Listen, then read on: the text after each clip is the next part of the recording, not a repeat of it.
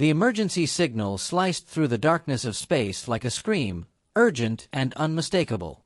Commander Vell pressed his four-fingered hand to the cracked control panel of his flagship, eyes fixed on the red warning lights that blinked across the bridge. The Altarian Republic's pride, its most powerful warship, was dying. With it, the last hope of the Galactic Defense Coalition might be slipping away. "Commander, we've lost contact with the defense fleet at Keth Prime," Lieutenant Nix called from his station, his pale blue face drawn with exhaustion. His voice carried the weight of 3 brutal months. "The hive has broken through our energy shields." Vell closed his eyes.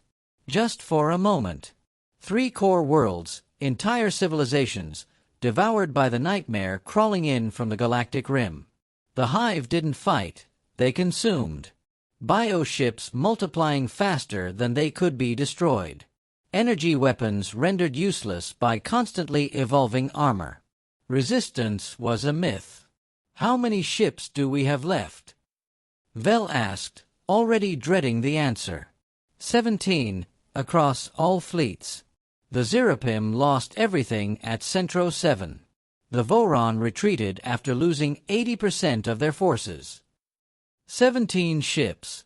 The Coalition had started this war with over 4,000. The hive just grew stronger with every world they engulfed. Every species they absorbed became part of their swarm. Vell turned toward the main display. Red markers spread across the galactic map like rot. The hive moved in terrifying harmony, each bioship part of a single collective will. They didn't have the strongest weapons. They didn't need them. "Incoming transmission from Admiral Rex of the Combined Fleet," someone said. The hologram flared to life. Admiral Rex appeared, the leader of the Kulturan forces. The glow of his crystalline skin had dimmed to a dull sheen.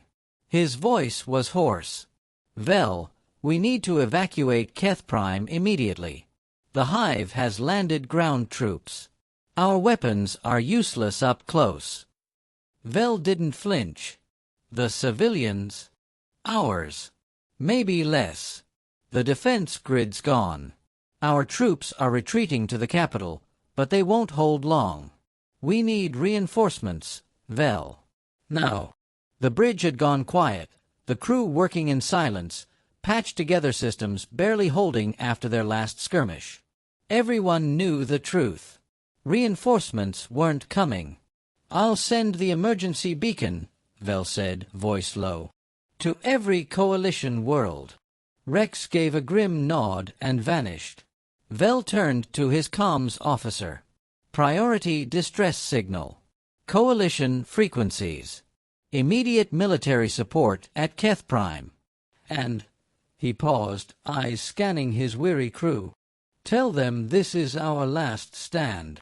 The signal raced across the galaxy, past burning worlds, to planetary bunkers, to stations bracing for the inevitable. It reached worlds that still had no idea what the hive was. Aboard the Star Runner, a rust-streaked freighter hauling mining gear, Captain Torres was halfway through a cargo check when he heard his name. "Captain, you need to hear this," Engineer Bob shouted from the bridge. Torres climbed up from the bay, ducking into the cramped command deck. Green and amber lights blinked lazily across half-functional displays. "What is it?" "Emergency transmission. Coalition military channel." Torres frowned. Earth had only joined the Coalition 2 years ago. Most species barely acknowledged humanity, still treating their technology like museum pieces. "Play it." Static crackled. Then Vell's voice, tight with desperation, spilled through the speakers. "The hive. Fallen planets. Weapons failing. Please for anyone, anyone, to help." Torres looked at the navigation display. Keth Prime, now a red threat zone. In his gut, he felt the shift. He'd seen war, served 8 years in Earth's Navy before the Merchant Marine. This wasn't some distant alien affair anymore. "Bob, can you boost our transmitter?" "Sure. How far?" "Earth Command." The lights dimmed as Bob rerouted power from non-essentials. The Star Runner wasn't built for long-range communication. But Bob was an old hand. Connected, Captain. Direct line. Torres leaned into the mic. Earth Command, this is Captain Torres of the merchant vessel Star Runner, forwarding a priority distress signal from the Galactic Defense Coalition. They're requesting military aid. Multiple systems have fallen to an unknown bioorganic enemy. Please advise. The reply came faster than expected. Asterisk Star Runner asterisk. This is General Adams at Earth Command. Message received. Maintain radio silence while we assess. Minutes passed. No one spoke. Then, Captain Torres, please relay to Coalition forces. Earth Command is dispatching the 3rd Terran Marine Battalion and the 7th Fleet. ETA to Keth Prime, 72 hours. Tell them to hold. Torres exhaled slowly. That was Earth's largest fleet. The best-trained Marines. All committed to a war against creatures no human had seen. Understood, Earth Command. Relaying message now. He opened the Coalition frequency and sent it. Somewhere in space, alien commanders would soon learn help was coming from the youngest, most underestimated race in their alliance. And they had no idea what humanity was about to unleash. High above Keth Prime, Admiral Rex stood on the command station's deck. The planet turned slowly below, blue and green continents scarred with black smoke. Hive landers had pierced the surface like falling blades. Cities were already overrun. Admiral, said Commander Yak's eyes wide. Long-range sensors show incoming vessels. Unknown configuration. Vector 77, Mark IV. Rex approached the screen. 15 ships. Angular, metallic. No organic structure. Primitive designs. Boxes and bolts. No elegance. No harmony. Receiving a transmission, the comms officer reported. They identify as the Terran 7th Fleet. Rex blinked. Terrans. Humans. Yes, Admiral, said Yax. Species joined the Coalition 2 cycles ago. Cultural Assessment Board classifies them as technologically underdeveloped. Rex remembered them vaguely. Strange creatures with unnerving forward-facing eyes and a habit of baring teeth when amused. Put them through. The screen changed. A human stood on the bridge of one of the angular warships. His uniform bore marks of rank. Scars traced his jaw and neck. Behind him, other humans worked with buttons and switches. Asterisk Physical Controls Star. This is Colonel Davis, Terran Marine Corps, the human said in that sharp, guttural language. The translator lagged, but the message was clear. We received your distress call. Where do you need us? Rex stared. The eyes again. Focused. Cold. Colonel Davis, I am Admiral Rex of the Coalition. We thank you, but this is not a fight you can win. The Hive has destroyed our most advanced fleets. Their armor adapts to our energy weapons. Davis didn't flinch. Understood, Admiral. What's the threat level? Estimated 50,000 Hive drones planetside. Uncounted reinforcements still aboard orbital ships. Each drone is 8 feet tall. Close combat natural weapons. Our strongest alloys can't stop them. They also use airborne swarms, immune to plasma strikes. Davis turned, murmured something to another officer. When he looked back, his voice was calm. Unshaken. We'll begin landing operations immediately. My Marines will establish a beachhead around the capital. Our fleet will provide orbital fire support. Rex felt his crystalline skin darken with tension. These humans didn't know what they were walking into. But maybe that was exactly why they had a chance. They did not understand what they were facing. Colonel, with respect, your people may not be equipped for this type of combat. The hive is unlike any enemy the Coalition has encountered. Perhaps it would be better if you remained in orbit and provided logistical support." Something flickered in Colonel Davis's eyes. It was subtle, but enough to make Admiral Rex instinctively take a half-step back from the screen. There was something primal there. Something ancient.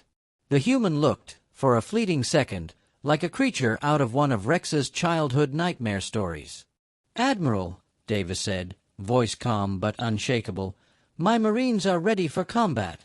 We'll be on the ground in 2 hours." The transmission ended. The screen went blank. Rex stood in silence, staring at the empty display. Around him, the Coalition command crew moved quietly, the heavy tension on the bridge settling into the bones of every officer. Most believed this would be their final battle. 2 hours later, Rex watched the long-range sensors come alive as the human fleet began launching projectiles toward the planet's surface. Coalition tactical computers flagged them with confusion. Primitive kinetic rounds, hunks of metal hurled at terrifying speeds by chemical propellants.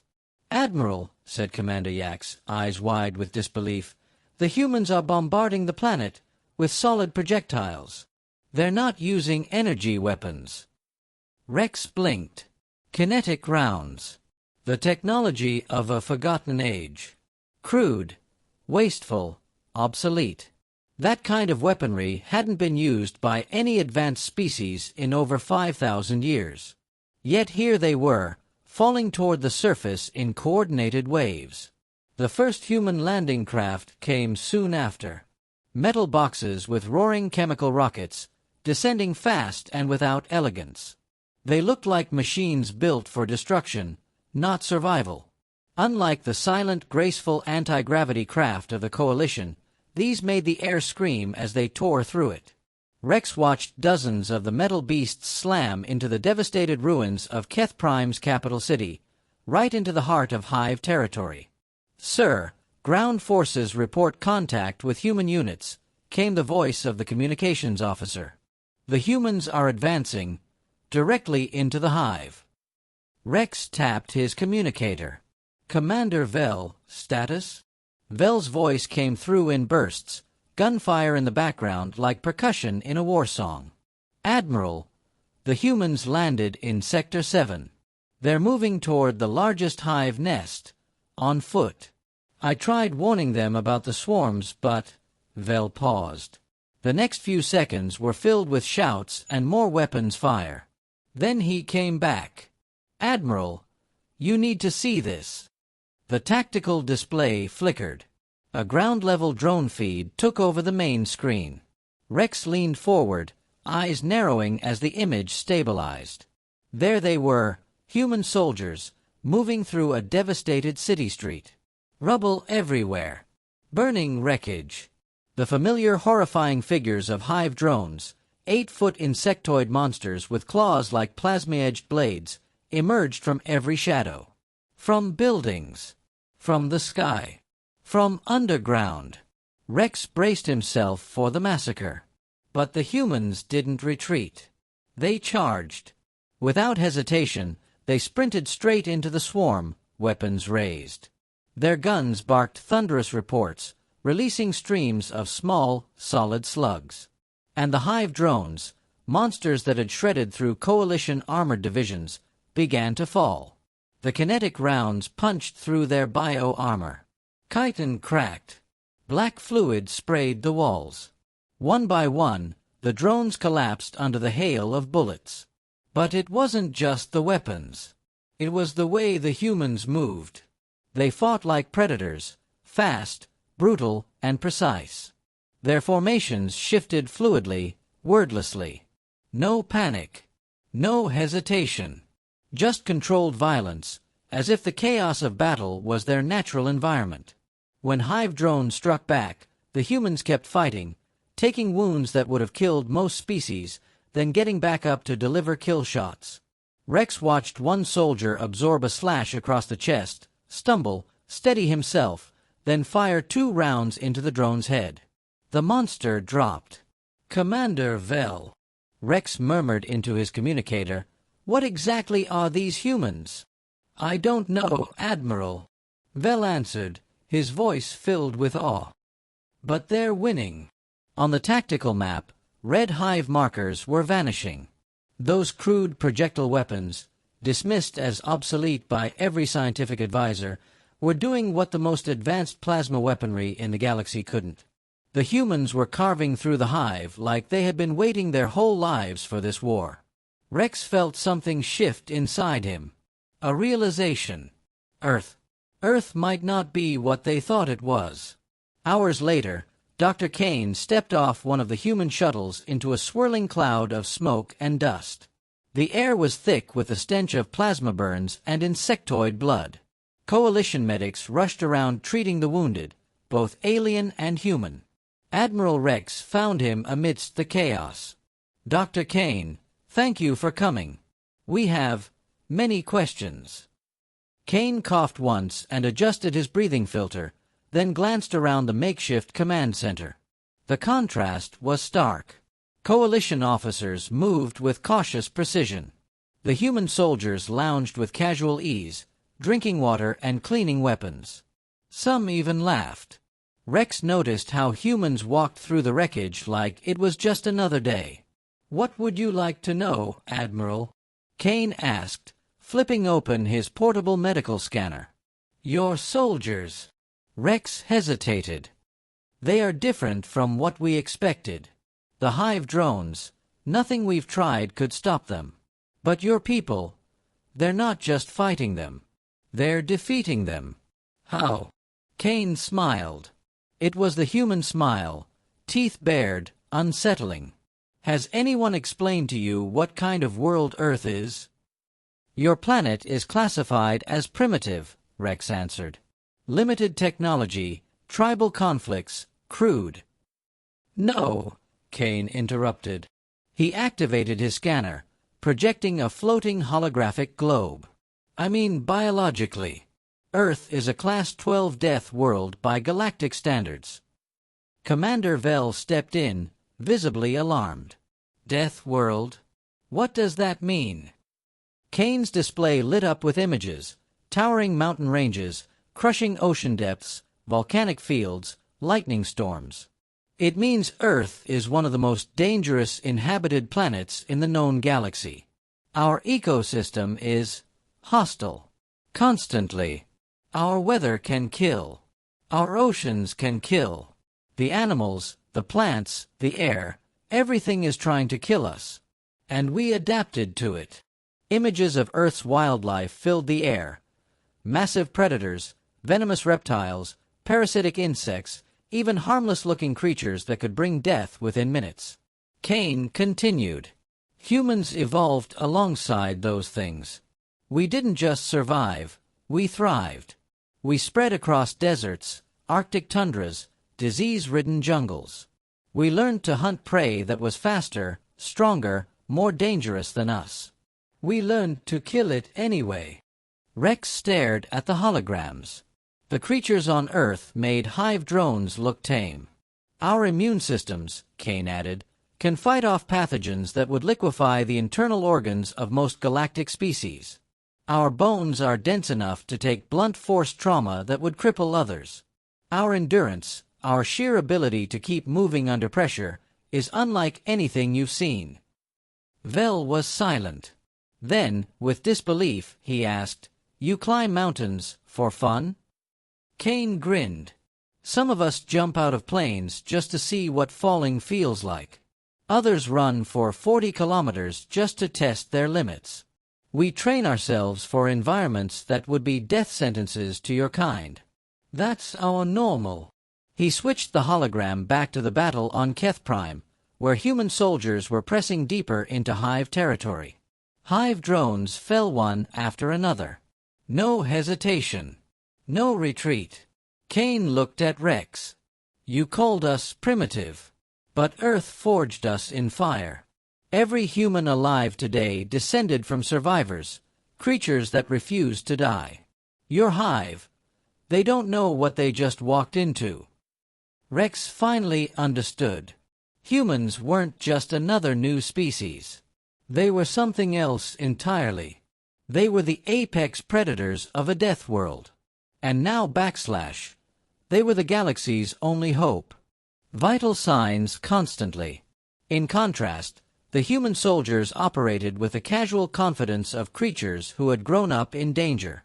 They navigated the unstable ruins like they were walking through a familiar forest trail, alert, but not afraid. Rex paused beside a collapsed building where a team of human engineers was using salvaged materials to construct a temporary command outpost. One of them, covered in soot and sweat, waved cheerfully as he welded a support beam into place with a modified fusion torch. "How are your people still standing?" Rex asked, genuinely baffled.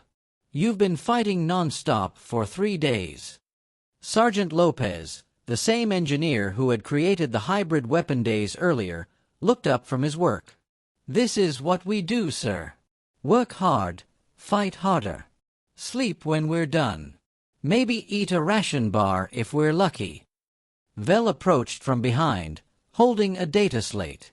"Admiral, I finished compiling reports from all combat sectors. Human forces took fewer casualties in 3 days of direct combat than coalition forces did in a single week of defensive operations." Rex took the slate, his crystalline fingers tapping through pages of data. The numbers confirmed what his eyes had already seen. The humans weren't just winning, they were dominating. And they were doing it with a level of efficiency and adaptability that defied coalition understanding of military science. A shout from nearby drew their attention. A coalition medic had found a group of civilians trapped under rubble. Before anyone else could react, a pair of human soldiers sprinted into the debris field, ignoring the risk of collapse. Within minutes, they had shifted enough wreckage to pull the survivors free. Vel turned to Kane, who was coordinating a field hospital nearby. "Your people, don't they fear death?" Kane looked up, his expression serious for the first time since arriving on Keth Prime. "We do. Deeply. But we've learned that fear doesn't stop death. Action does." Rex stared at the human doctor, trying to reconcile the crude technology and primitive origins of the species with the undeniable strength they had displayed. "Dr. Kane, if Earth has always been like this, if your people have always been this formidable, why haven't you taken more territory? Why haven't you tried to dominate the galaxy?" Kane gave a quiet chuckle. "Because we've spent most of our history fighting ourselves. Wars, famines, pandemics, our biggest threats have always come from within. It's only recently we've looked up and realized we're not alone." He paused, then added, "We're not here to conquer. We're here to survive, and help others survive, too. It's kind of our thing." Rex nodded slowly. "Your species will change the galaxy, Doctor." "Maybe," Kane said, "but only if the galaxy is willing to change with us." By the end of the week, Keth Prime was secure. The hive had been completely eradicated, its remaining drones inert and lifeless.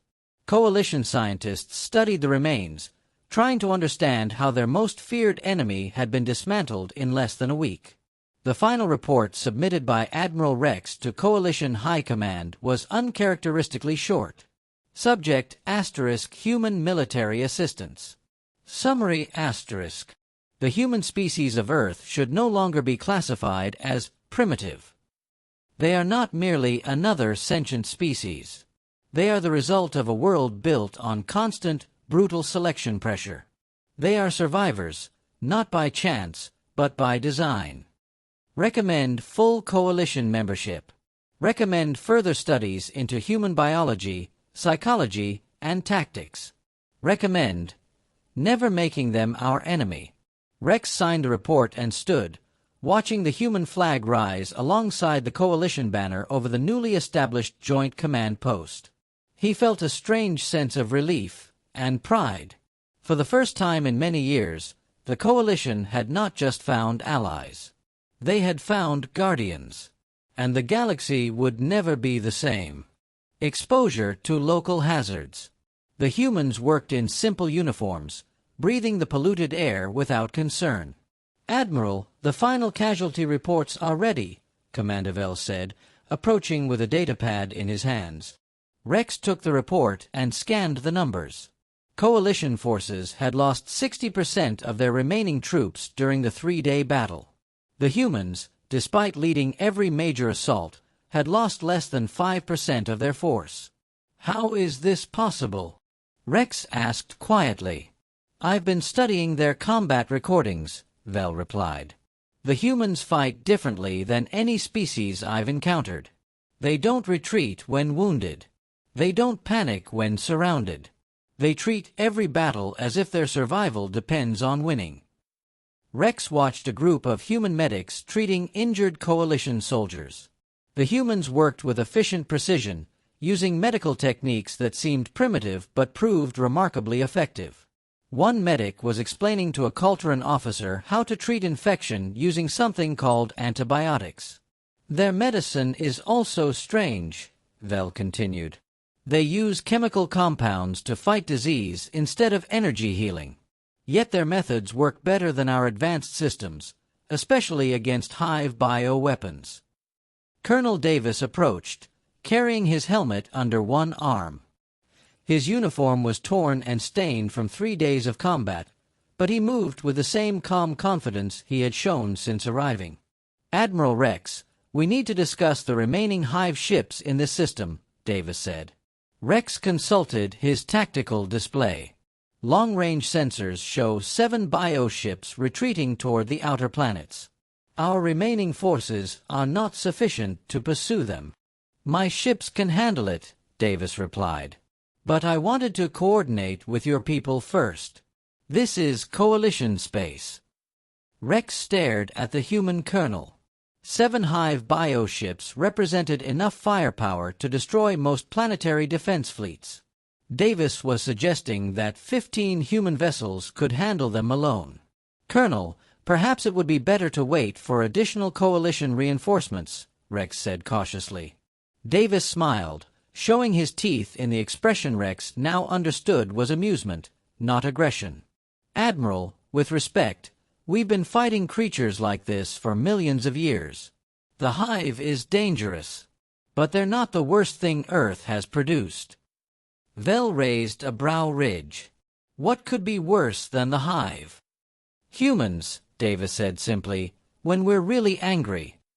6 hours later, Rex watched through long-range sensors as the human fleet engaged the retreating hive ships near the system's outer gas giant. The battle was over in less than 20 minutes. The human vessels used tactics no coalition strategist had ever considered, coordinating kinetic bombardments with energy weapons in overlapping patterns that overwhelmed hive defenses before they could adapt. "Sir, we are receiving a transmission from Earth Command," announced Lieutenant Nix from the communications station. Rex activated the main display, expecting another military officer. Instead, he saw a human female in civilian clothing. She appeared older than the soldiers he'd worked with, gray-haired, her eyes sharp with experience. "This is Director Walsh of the Earth Diplomatic Corps," she said. "I understand our military forces have been assisting coalition operations in your region." "Yes, Director Walsh. Your people have been extremely effective," Rex replied. Walsh nodded. "I'm calling to discuss the long-term implications of this cooperation. Earth is interested in expanding our role within the coalition, particularly in defense matters." Rex felt his crystalline skin flicker with uncertainty. The humans had just demonstrated military capabilities that exceeded anything the coalition possessed. If they wanted to expand their influence, there was little anyone could do to stop them. "What kind of expansion are you considering?" Rex asked carefully. "Earth would like to establish joint training programs with coalition military forces," Walsh said. "We believe our experience with hostile environments and asymmetric warfare could benefit your people. In exchange, we'd appreciate access to coalition energy weapon technology and star charts for the Outer Rim territories." Rex exchanged glances with Commander Vell. The humans were offering to teach the coalition how to fight more effectively, in exchange for technology and information. It was a generous offer from a species that could probably take whatever they wanted by force. Director Walsh, may I ask why Earth is interested in the Outer Rim? Rex asked. Walsh's expression turned more serious. Earth's long-range surveys have identified several species that appear to originate from high-gravity, hostile environment worlds. We call them Death World species. Most of them are currently classified as primitive by Coalition standards. You want to contact them? Vel asked. We want to invite them to join the Coalition, Walsh said. The galaxy is a dangerous place, Admiral. The Hive was just one threat among many.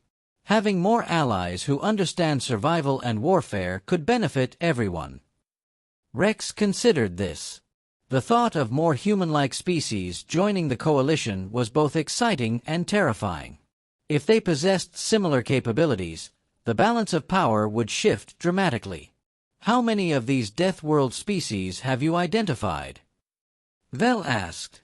17 confirmed, Walsh said, and 12 more with strong indicators. Most are still isolated on single planets, dealing with local threats that would challenge even human forces. They could use allies, Rex murmured. He realized then that the humans were not seeking to dominate the Coalition. They were trying to strengthen it, to prepare it for dangers that couldn't be defeated with advanced technology alone.